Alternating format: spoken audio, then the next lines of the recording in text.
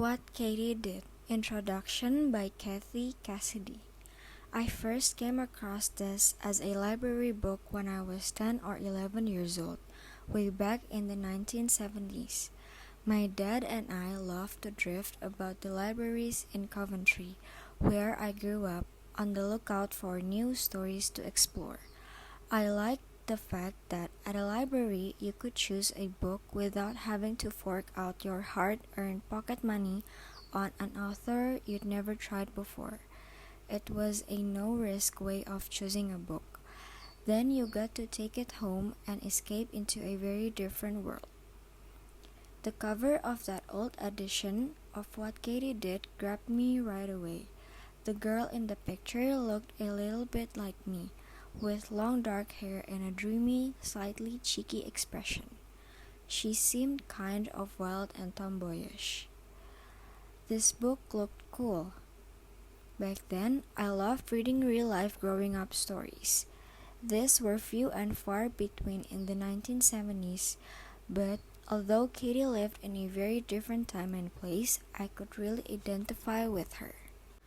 The minute I opened the book, I was hooked, and I really did have lots in common with Katy. Like Katy, I had a vivid imagination, often got myself into scrapes and wasn't too keen on adult authority. But I loved my dad, who, like Dr. Carr, was wise, busy, and understanding. And also like Katy, I was just about the longest girl that was ever seen, all legs and elbows, and angles and joints. A book about a long, lanky tomboy with tangled hair, a crazy imagination, and a whole heap of good intentions. Katy Carr wasn't perfect. Far from it. But she was perfect for me. Katy was probably my favorite fictional character back then. She was always up to her ears in trouble, and that was refreshing for me after reading books about neat, well-behaved girls who always did the right thing. Katy always did the wrong thing, although she meant well. She seemed very real to me, very believable.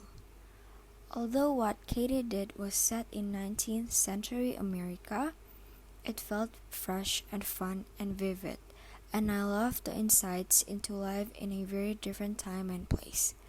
I remember making cut-out paper dolls of Katy and her family to entertain my friends during a rainy school holiday week. I spent forever creating hairstyles, clothes, and accessories for them. I'd recreate the storyline in the book with those dolls, but also invent new adventures of my own, and pretty soon I was writing those stories down too.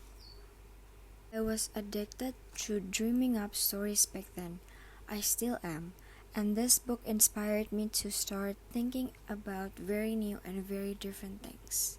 What Katy Did has a plot twist that surprised and shocked me, because bad things weren't meant to happen in books, were they? Well, maybe they were, because that plot twist kept me reading until the very last page. I just had to know if everything was going to turn out okay in the end. What Katy Did was a book I couldn't put down, and it left me wanting more. I read it again and again, which meant plenty of return trips to the library, and then I spotted the sequels, What Katy Did at School and What Katy Did Next. I devoured them too, and ended up being given all 3 books for Christmas this year.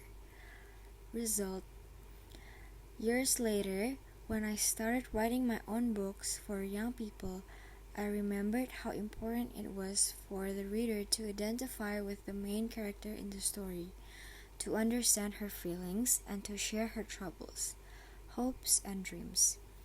These days, readers write to me and email me website to tell me how much they love my main characters, Ginger or Joy or Dizzy or Mouse or Scarlet, and that's a great feeling because I know they are feeling exactly the way I did with Katy, way back when I was 10 or 11 years old.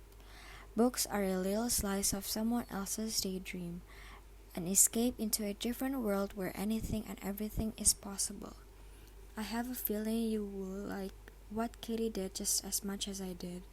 Open the pages and start to dream.